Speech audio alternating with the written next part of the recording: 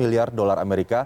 Meski masih di posisi tinggi, cadangan devisa RI turun dibandingkan periode Februari 2021. Bagaimana posisi cadangan devisa untuk menopang ekonomi Indonesia, terutama dengan pandemi ini? Untuk membahasnya kami telah terhubung dengan Haryadi Ramlan, Kepala Departemen Pengelolaan Moneter Bank Indonesia. Selamat pagi Pak Haryadi. Selamat pagi Mas Aldi, gimana kabar? Sehat? Ya, sehat Pak Haryadi. Ini posisi cadangan devisa kita di akhir Maret masih di level akomodatif ya, bisa dibilang, meskipun pandemi masih berlanjut. Bagaimana BI menakar kelangsungan indikator makro yang terus positif ke depannya?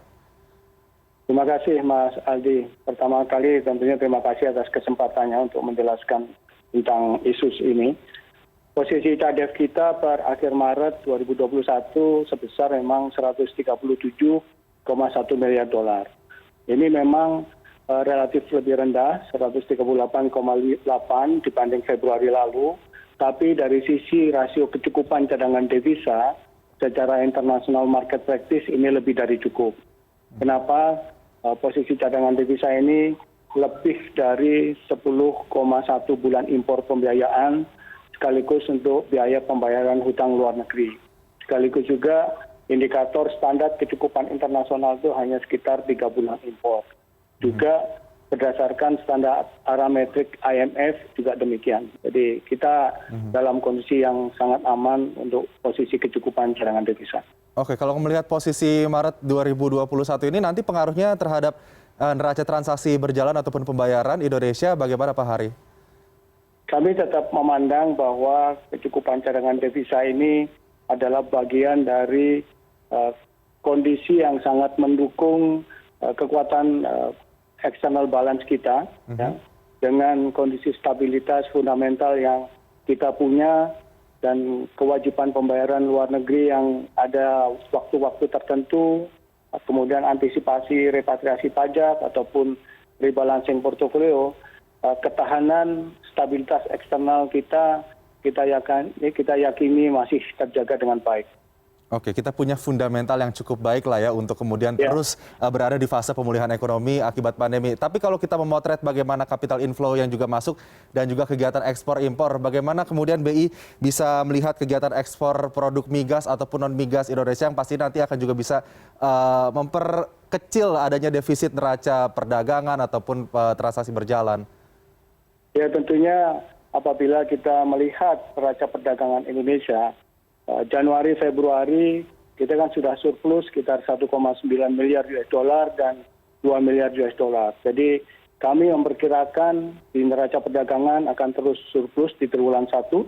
Kemudian bagaimana ke depan untuk defisit transaksi berjalan? Kami meyakini masih pada koridor 1-2% dari PDB di 2021. Artinya apa? Ini masih cukup mendukung ketahanan sektor eksternal ekonomi Indonesia.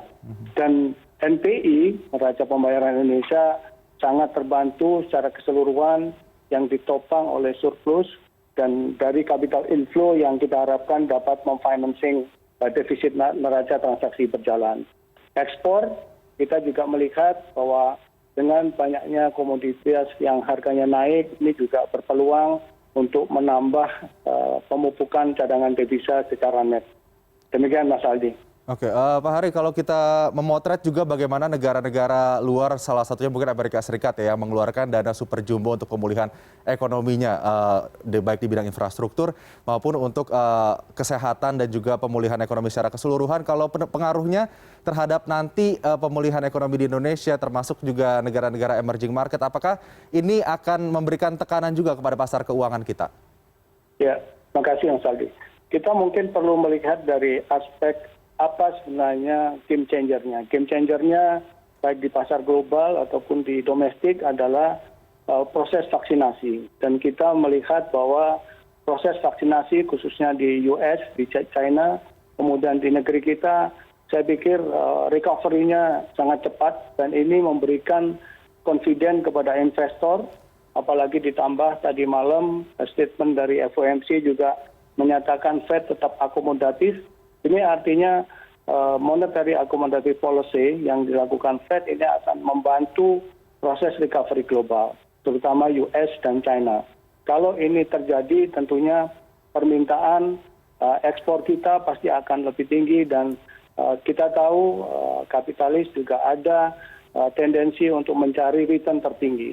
Dan Indonesia adalah salah satu negara yang memang spread yield-nya sangat lebar, sekitar 480-490 basis point.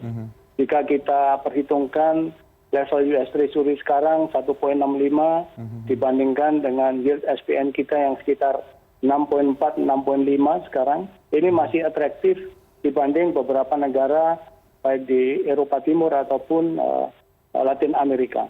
Baik, tapi yield treasury atau imbal hasil obligasi pemerintah Amerika Serikat ini sempat juga memberikan tekanan ya kepada pasar. Kalau untuk nilai tukar rupiah saat ini yang juga sempat mengalami tekanan akibat US yield treasury ini, bagaimana potret BI ke depannya, Pak?